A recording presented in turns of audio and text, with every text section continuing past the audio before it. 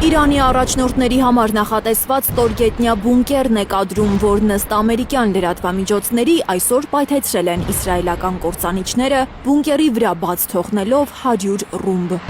Բունկերը Թեհրանում է, վաղ առավոտից է Իրանի մայրաքաղաքը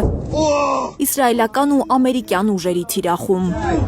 Իսրայելի ու նահանգների բանակները հրթիռակոծել են նաև Շիրազը։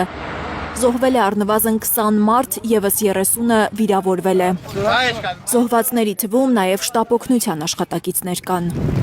Հսկայական ավերածություններ են եղել նաև Իրանի Քերմանշահ, Սանանդաջ քաղաքներում։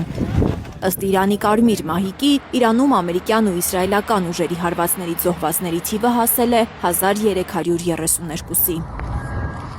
Միացյալ Նահանգների կենտրոնական հրամանատարությունը հրապարակել է այս կադրերն ու գրել, որ ամերիկյան բանակը պայթեցրել է իրանական ավիակիր նավը, որը մոտավորապես Երկրորդ համաշխարհային պատերազմի ժամանակ օգտագործված ավիակրի չափ էր և օգտագործվում էր իրանական անօդաչուների արձակման համար։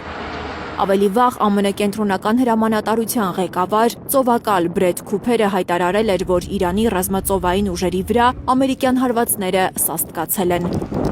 Արդեն 30 նավ է ոչնչացվել, հայտարարել էր նա։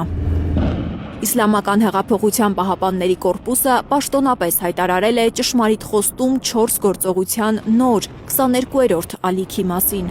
Ով Հուսեյն Ալիի որդի է անվանում իրանական բանակը ռազմական այս գործողությունը։